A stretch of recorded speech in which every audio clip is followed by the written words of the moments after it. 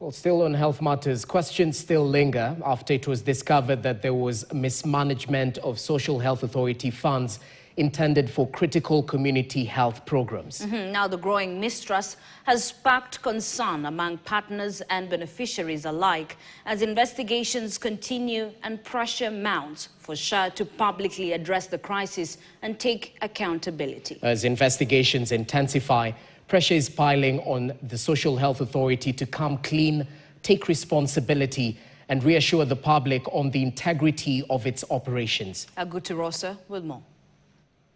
It was established that hospitals across the country were paid more than $3 billion by SHA in August this year.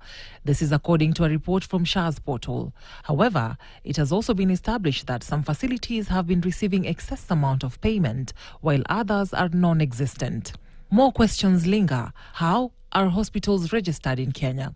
According to KMPDC CEO Dr. Daniel Kariuki, a facility goes through a series of evaluation before being registered. Registration of a hospital starts by the owner or investor identifying the place they would wish to use as a health facility. Once they have identified, they need to comply with the local building or occupation laws. Therefore, they may need to get approval from the county government in which their facility is located. Registration of a hospital starts by the owner or investor identifying the place they would wish to use as a health facility.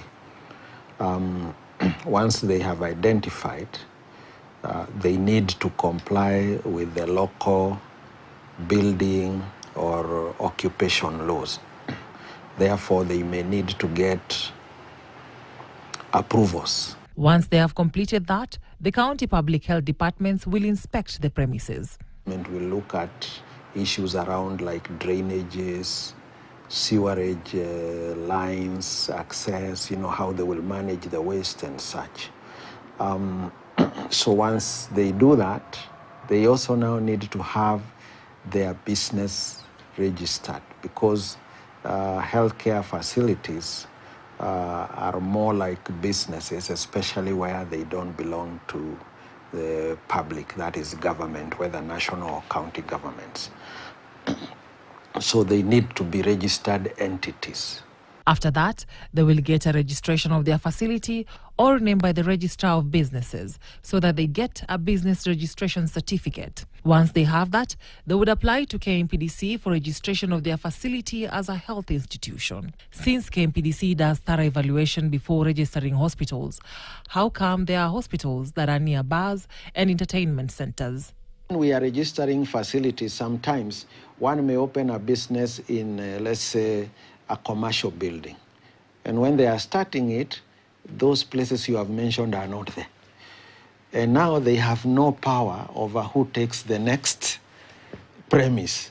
But we have usually said that in commercial centers, we can only allow places where maybe people can get very urgent care that is basic, you see, to address their immediate needs. Because you see, even in a commercial building, somebody can get an emergency. What happens to facilities that operate without being registered by KMPDC? They are at risk of whatever they are doing being criminal. Because if you work and undertake healthcare work without registration and licensing, is already a crime under the Act. And so those people actually get taken to court, not under the KMPDC Act, but under the Criminal Procedures Act. So whatever you are doing is a crime.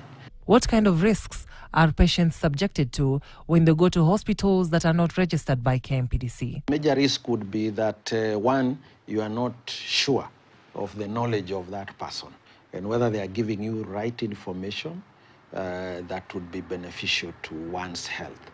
Number two is that they may do more harm than good. Aguturosa, KTN. Thank you, Aguturosa.